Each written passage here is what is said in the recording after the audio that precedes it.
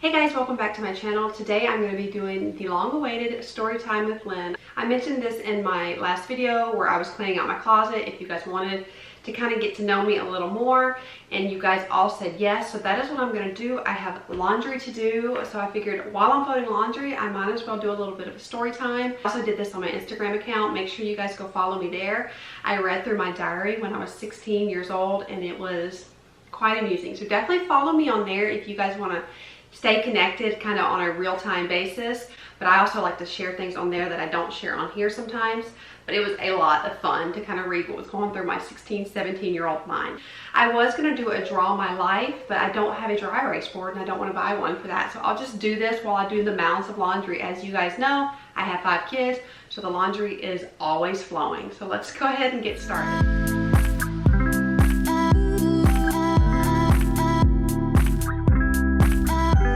Some of you may know I have a blended family. We have 5 children.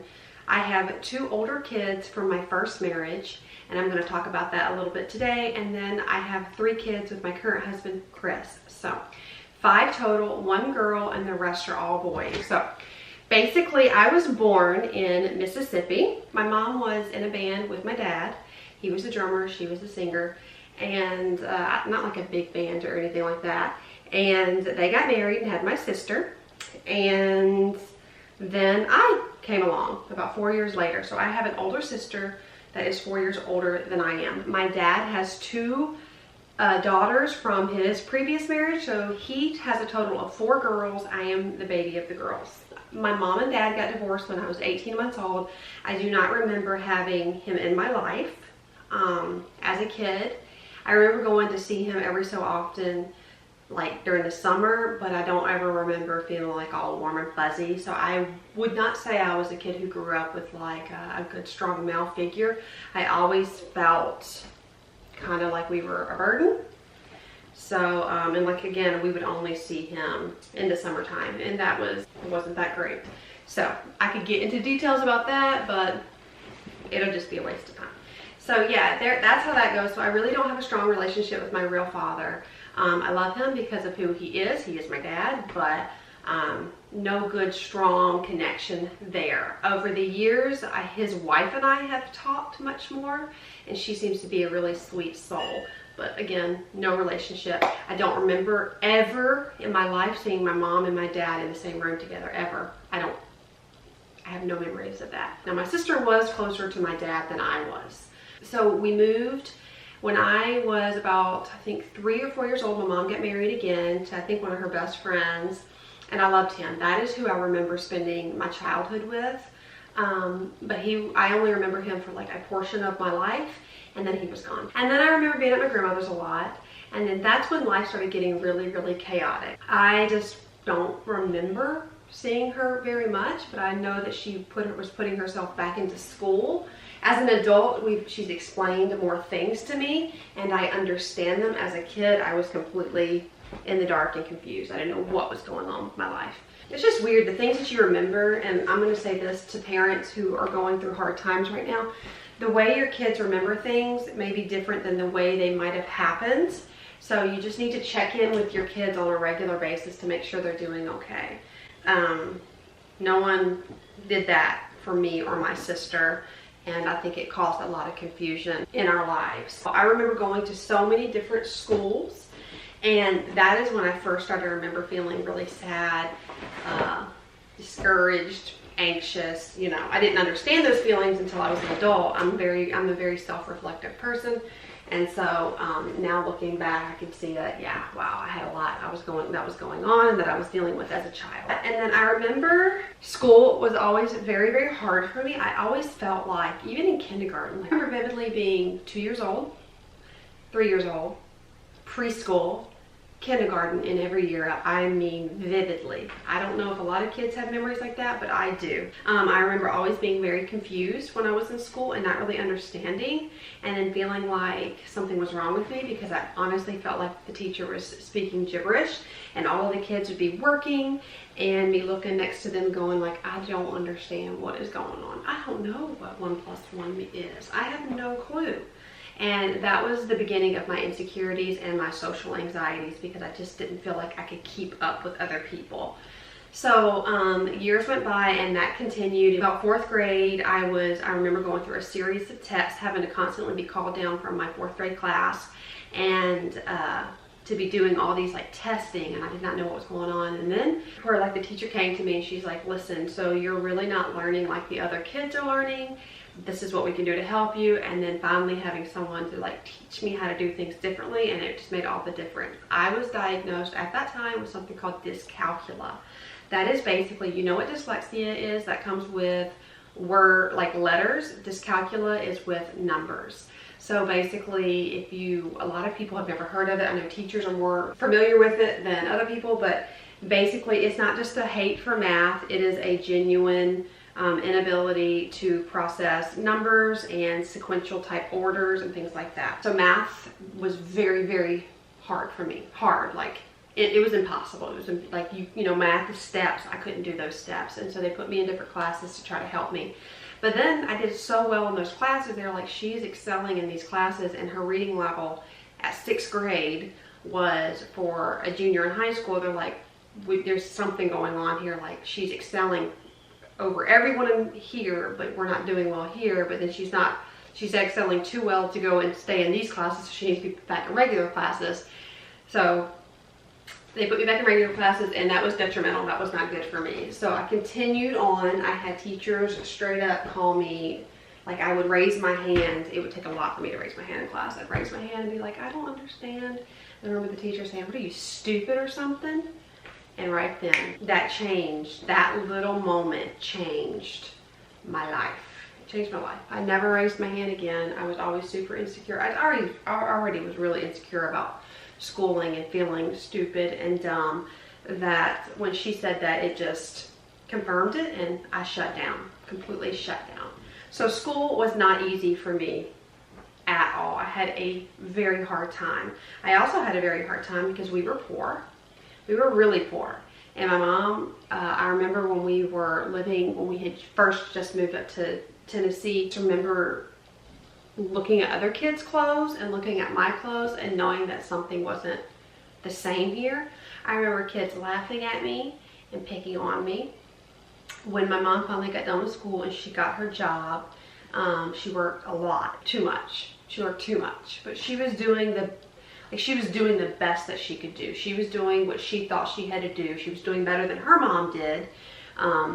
And so she was doing the very best. And as an adult, I can look back on that and appreciate that. But as a child, I just did not understand. We were poor, like I said. If she didn't do laundry, I did the laundry. She did not do laundry, I did laundry. And more times than not, I would pick my clothes out of the dirty hamper or the pile on the floor. And I remember one pivotal moment when I was in 4th grade. We had to do like these stretching exercises. They were trying to teach the kids how to stretch and stay active. And somebody came in and they moved all the desks out of the way. And they said, all right, all the kids, lay down, take your shoes off, leave them at your desk, lay down, and we're going to do some stretching and type stuff like that. And I remember I did, and I felt really nervous about doing that because my socks had holes in them. And I was really embarrassed, and kids are mean, and I have already dealt with a lot of like picking on and bullying in school. And I say bullying in the sense like kids were just mean. I didn't think of it then as bullying because you didn't call it that back then, but it was just like they were really mean to me. I got picked on a lot. I got called ugly every other day at school. Ugly, you know, why do you look like that? All kinds of things. So I took my shoes off and I laid there, and I remember someone held their nose, and I caught it because obviously I was very like self-conscious. And then someone said, what's that smell? And then another kid like, I think it's her. And they started pointing at me, and I was like, I remember going like, no, it's not. But I knew it was because I could smell it too. As soon as I took my shoes off, I could smell the smell from my socks. And I remember just wanting to die on the inside. I was just devastated. And then the whole class started laughing and picking on me. And I was the girl with smelly shoes, smelly feet. And often I would go to school wearing the same thing. 2 days in a row because I was just a kid getting myself up, getting myself dressed and up in the morning. It was hard. It was really hard. I remember going to school with a lunchbox and it was always empty. There was never food in it. And my friends would be like, "Hey Lynn, what do you have for lunch?" And I would lie. Say, "Oh, I have this, that, and the other," and I would say whatever it was. I'm like, "But I'm just not hungry. I'm just not hungry." And then when they would have food that they didn't want, I would ask them for it. Or going to school with aluminum foil and just chip crumbs in it. That was a very common thing. So did not eat. I would pass out at school because I wouldn't eat, because my mom was doing the best she could do, but it wasn't good enough. But again, like I said, I don't have any hard feelings because I've been a single mom and I know how hard that can be. But it was just really tough. I remember my childhood being very scary, very lonely, feeling very sad a lot as a kid. Not really knowing my place, didn't feel wanted, didn't feel accepted. It was just a tough time. It was a super tough time. So those little things, I think that, now I look at them like, man, that's really horrible that that would happen to a kid.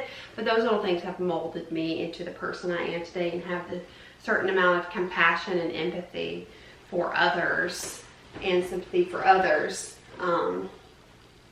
that I think some people that just can't really understand and don't really have. So it makes you very self-aware. But it was definitely hard, but I survived. And going into middle school, my mom she was still working really hard, but the money started coming in. She was making extremely good money. I remember us buying our house and things started turning around. She would make sure that we had the nicest clothes or the shoes, or I remember I told her I was getting picked on and she took me right out to the mall and made sure that I had everything that I wanted to wear and everything. She put me, I was in cheerleading at that time, so that's when my life started feeling like, all right, things are starting to get better. I was kind of growing out of that awkward stage, more solid friends. It was just better. It's like when you become a cheerleader, everything just gets better. That's how it was in Tennessee, at least, because cheerleading was a big deal there. Things got better, and then 9th grade, again, cheerleading, got good friends. She decides to apply for a job in Florida. And I remember her telling me this, and I was like, well, I'm not going with you. And she's like, well, yes, you are. And I thought, no, I'm not. Good luck with that one. I'm not. And yes, I was. And so I moved down to Florida when I was 15 years old. That was devastating, to say the least. I thought my world was ending. Again, my mom was doing very well. It was just me and my mom. My sister stayed in Tennessee to have my niece. And started life up there. Things just started happening for us, like good things. Like the house was beautiful. It was nothing like I'd ever lived in before. Things just started really looking up, and I felt like, okay, I'm loving my life now. Things are going good, and I got a little boyfriend. Should not have gotten that little boyfriend because I was not secure enough as a person to handle a boy who wanted to be controlling and whatever. So, and we were together for a little over a year, and then we were having too much of an adult relationship for such young people. So we ended up breaking up, and things started getting, my mom met my stepdad, and so she was with him all the time, and I was with my boyfriend all the time. And then when I broke up with my boyfriend, she was still with her boyfriend all the time, and I just started doing things I really shouldn't have done. That's just kind of what happens when you are a 18-year-old kid with no adult supervision. Now that I was free from that other boyfriend, I started getting into a lot of things that I should not have gotten into. And that is when I met my ex-husband. He had a car, and I just wanted to get out of my house. And he would pick me up and we would go and hang out. We had some mutual friends and we just started hanging out more and more. And he was not a good influence. We got into a lot of trouble together. I'm just gonna say this real quick. If you have kids watching, I would rather them not be watching this. So I'm just gonna let you know. So stop it if there are, and then I will continue. So I did a lot of things I shouldn't have done. There was, gosh, it's so hard to be so honest. There was a lot of drugs involved, and just a lot of really poor choices, if you will. You know, you think you're a kid and you know it's okay to be silly and stupid and make some dumb decisions, but the things that I've done are just really, they're just never okay. So there were a lot of drugs involved, and I say that to not like shock you guys, but I say that just because I'm just being completely honest. And I also say that if you're kind of going through similar things in your life, there can definitely be a light at the end of the tunnel if that's something you're struggling with right now. That continued on for about 2 years, and so many poor choices and so many regrets, you guys, like so many regrets. I just can't, I mean, that's life, right? And I'm thankful I'm able to come out on the other end of it, but some people are not that fortunate. It was definitely a struggle to come out on the other end of it. It took me a while. When I found out I was pregnant, I was like, that's it, we're done. No more of this crazy lifestyle anymore. It's over. I think it was the 11-week appointment when I went in, they said that the baby no longer had a heartbeat. And I remember the doctor just looked at me. Mind you, I'm 19 years old, so like a teen mom, 19, and he's like, it's dead. It's dead. Well, I don't know what you want me to tell you. And I was just like, my mom was in there with me, and she almost ripped his head off. And so when that happened, I felt like I was being punished for all the poor choices that I had made. I know that I wasn't, but that's how I felt. So I was pretty devastated. I had to go do the whole procedure to take care of that, the D&C and everything. And she told me, she's like, you be careful. I wasn't careful. And then 2 months later, I found out I was pregnant with Isabella. And I was really nervous. And so I made sure like I was living a super good, like clean lifestyle. Her father, unfortunately, did not give up the things that I was trying to get away from. The reality is when we were doing some of our stupid things together, I thought, well, this is just what kids do. This is what kids do. It's no big deal. As soon as we found out we were pregnant, I thought everything would change. But the first time, it didn't at all. And now I see that was like, for me, I believe that was God saying like, you know, you've lost the baby. That's devastating and sad, but this is your way out, and make some good choices.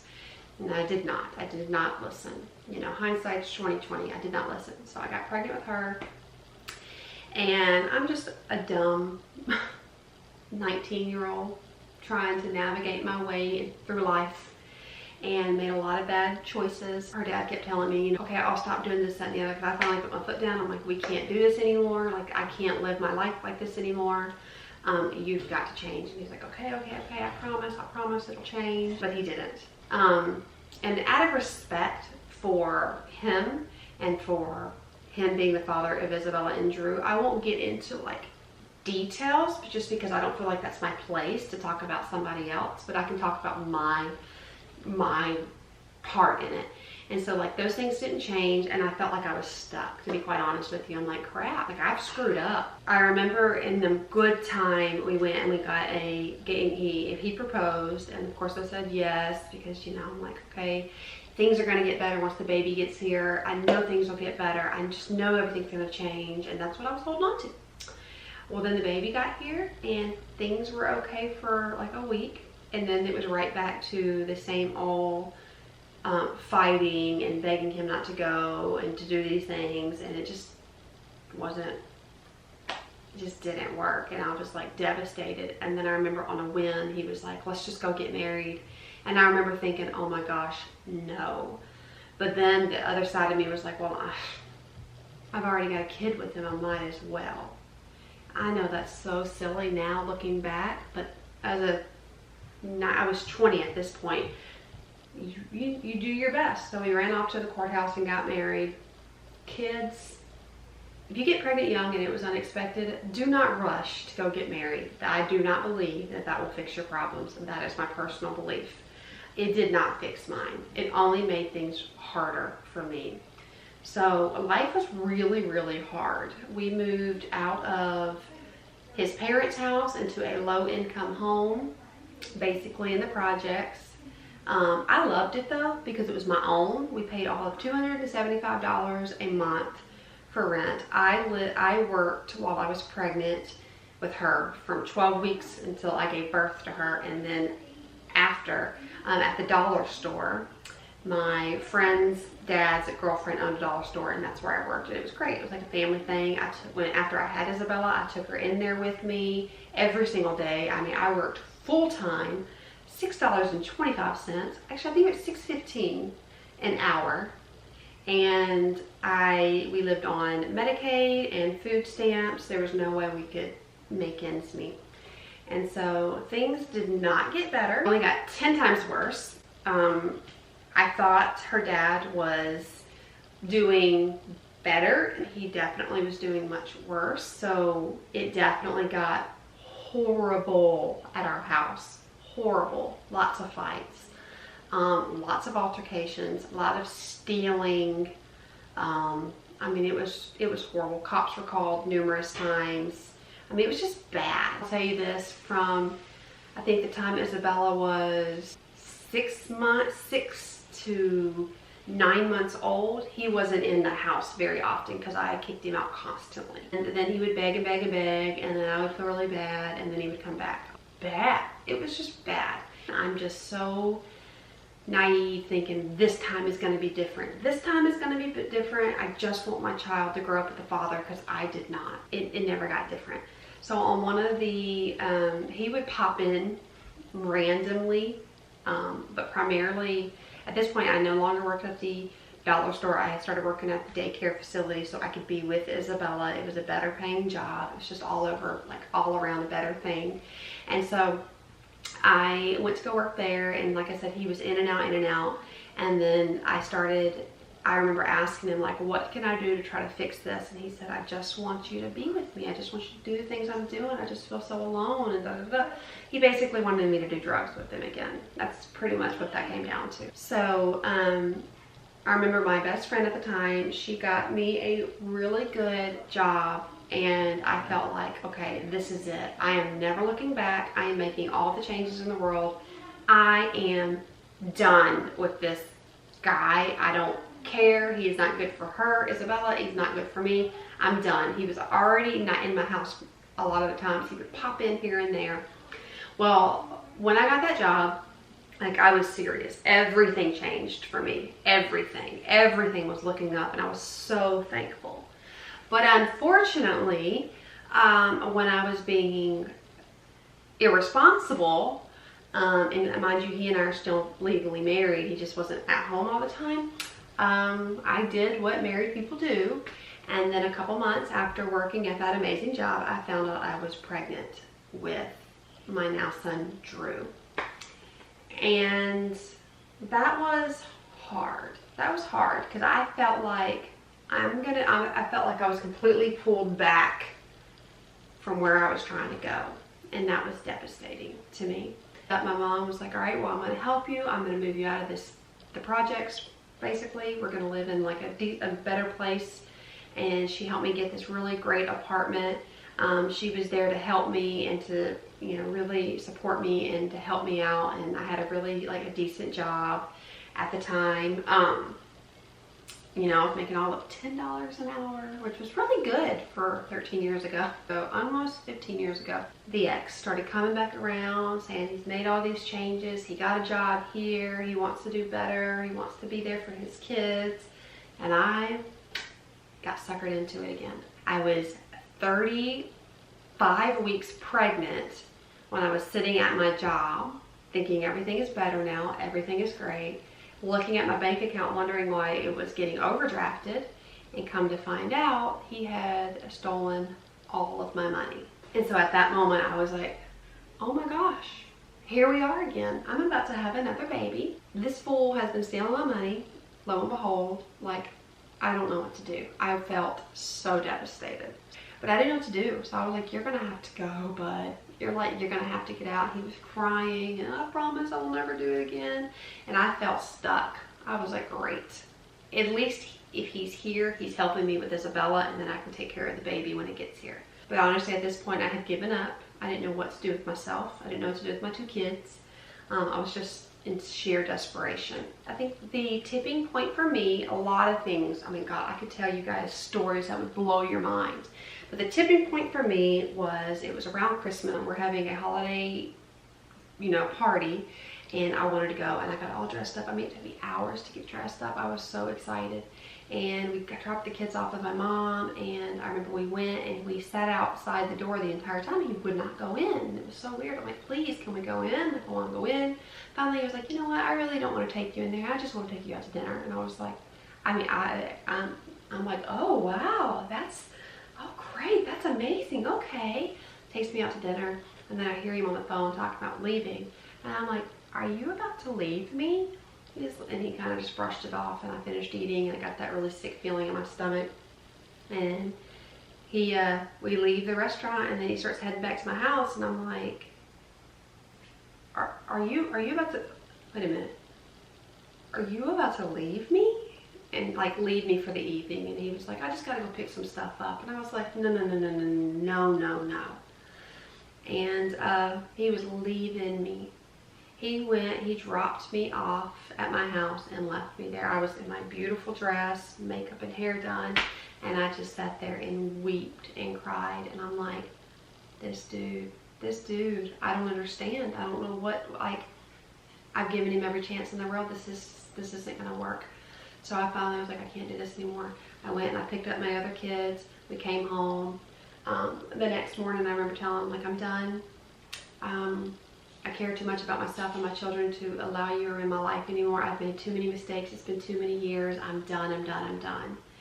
And he was crying, boo-hooing, and I'm like, I'm sorry, I just can't. I'm done. I go out to the car that I bought him. I go out to the car, and it looked like someone had busted a bag of flour all in my car. And I was like, because he was working, he had to pay for the car. I said, it was my name. Long story short, the dealership told me they just needed my name because we were married, and I was like, that doesn't seem right. And they're like, no, I promise you, we just need to make sure, because you're his wife. And I signed it. Come to find out, I actually signed for the car. That was not my intention, but I was stuck. So moving on. He paid for it for a while, then he didn't, then I took it back. Totally another story. So I go into the car, it looked like powder or flour had busted in there, and I go back, and I knew right then it was cocaine. And I asked him, what happened in the car? What the freak happened in that car? He blamed it on someone else, and I said, buddy, you're freaking done. And I told him to get out of my house. We were done. And it took, he had a key, so it took a lot more persuading. I packed my stuff and I went up to Memphis to go visit my sister and help her with her baby. I finally, like, after that happened, I got back from Tennessee and I went and I filed for the papers. When he was laying with Isabella, and yes, he still came in the house because I would let him be around the kids, obviously. And he wasn't staying in my room, he was sleeping in her room with her. And she didn't know any better. And I was like, I remember, like, you need to get up, you're supposed to go to work, like, you need to go. And I remember him having her call me the CUNT, and I was like, called my boss and said, I'm not coming in today, I'm going to file for a divorce. And I did. I went and I got the papers and I started the process right then. By the time the process was over, Drew was 18 months old, which is so crazy because that's when my mom left my dad. It's just funny how history repeats itself. So he was 18 months old, and it was very turbulent. There's a lot of things in the midst of that I could tell you guys about, and like I'll probably tell you on some other time. But it was horrible. It was horrific. I had the cops called numerous times for domestic violence. He was physical. There were times where I thought he was going to kill me. There was times where I remember I got this brand new phone. I felt so proud of myself. I finally got a decent phone. I paid for it myself, and he came over the next day and took the phone and smashed it in half. It was one of those flip phones back in the day. Smashed it in half. He would shred, he would put holes in my tires so I couldn't leave for work. He would throw me against the wall and choke me. And it was just horrible, you guys. And this was stuff, like, he wasn't even living in my house. I would try to change the locks. They would give me a hard time at the desk. I would be like, he's crazy. I need y'all to change my locks. They wouldn't do it. It just wasn't working. So finally, at 18 months, I got a divorce, and I was so freaking happy. I moved out of that house. I got another little house, little villa. I loved it so much, and I felt like I am finally, like I am never looking back. And I remember he tried. He definitely tried one time to stay and to and I was like, no, buddy, it ain't happening. And it was hard. I have to be honest with you. There was a part of me that stayed because A, I have kids, and B, I knew that if I divorced him, that his addiction would get the better of him, and that was hard. I held a lot of guilt because I was keeping him afloat. I was like basically the mommy, and I knew that things were going to get drastically worse once I left, and they did. And he even said to me, you can't save me, like in one of our conversations. And I was like, you're right, I can't.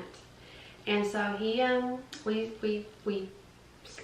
it was done. It was final. I was so thankful. I was able to get rid of that car. That was a nightmare. I was able to sell that car for more than what it was worth. Thank you, Jesus. And I was a single mom. I mean, I basically was always a single mom, but he would pop in here and there. But so when I say I get it, being a single mom, I genuinely get it. I also get living with someone who has a serious addiction problem. I also understand living and having your own struggles you're dealing with. So I feel like as a mom, I can relate to so many people on different levels. And so a couple years go by, and I'm still working at that great job. In comes Chris. And I have already told you guys, and I will link it, the story of Chris and I, and so you guys can go finish watching that. But I just wanted to give you guys a little bit of a story time with me and my life before Chris. It was so crazy. It was so hectic. It was so sad in a lot of ways. I'm so thankful I have Isabel and Drew. I love them more than anything. But I made a lot of stupid decisions. I hope that this story not only lets you know a little bit more about me, that I'm not perfect. I've had a lot of struggles in my life, a lot of things that I don't have time to tell you guys right now, but I can definitely do another story time. If y'all want to know, I can definitely do that. But I wanted to put this out there. So if there's anybody that is watching this right now and you are in a situation that is similar to what I was in, to know that there is a light at the end of the tunnel, but it is very hard to get there if you keep getting pulled back. You can't move on with your life and your future if you keep looking in your past, if you keep looking behind you. You have to just move forward. You have to make a giant leap and move forward, even if it's scary, even if you're going to be poor, even if you're going to do it alone. Sometimes doing it alone is better than having that anchor on your ankle, because that is exactly what he was. He was an anchor on my ankle, and I couldn't save him. And you just have to come to grips with that. So if you are struggling with anxiety, depression, irritable bowel, physical type things like that, if you're struggling with addiction, struggling with just being a single mom, at one point, you guys, I worked 4 jobs and was going back to school. It was hard. But hard doesn't mean impossible. Just do what you have to do to make a better life for yourself and for your kids. And your kids will be able to see that, looking back and realizing it wasn't great when we were growing up. But now that I've gone through what I've gone through in my life, I can honestly say I have an appreciation for her and an understanding. And I have let a lot of sadness go from my childhood, because now I see blessed to be able to experience things. The things that I went through were extremely hard, but they A, made me stronger, and B, they made my kids know, it let my kids know that you are worth it, and you don't have to stick by anyone or anything that isn't good for you. You got to do what's best. I hope this gave you some encouragement, some motivation. I hope that you were able to relate to me on a different level. I hope that you guys know that there is light at the end of the tunnel. If you guys are going through some of the similar things, if you can experience some really poor choices, you could eat even as much as drugs and alcohol and things like that, but that doesn't mean that your life is doomed. It doesn't mean you're destined to live where you're at this moment. Better things are coming. You probably would never look at me and think, well, this girl struggled with all kinds of things, almost 17, 18, 19 years ago. Well, I did. And that makes me vulnerable, and it makes me human. But it also makes me stronger. I'm so thankful for my relationship with the Lord, that I am able to rely on him. Even in my darkest times, he was always there for me, and I'm super thankful for that. So it's made me who I am today. And honestly, as hard as that was, and as there are days where I sometimes envision, like, what if I could go back? I would have changed it all. Yeah, I would have changed it all, but you know what? I might not be who I am today without those experiences. So just because you've done some things that people frown upon doesn't mean that you are a broken person.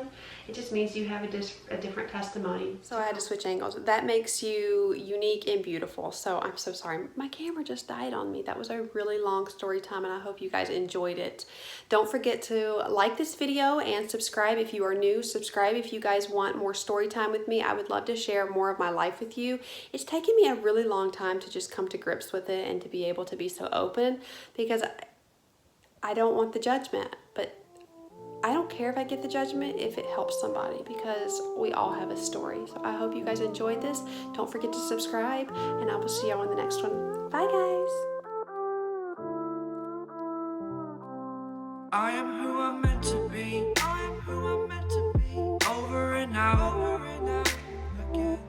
My future needed clarity, so I could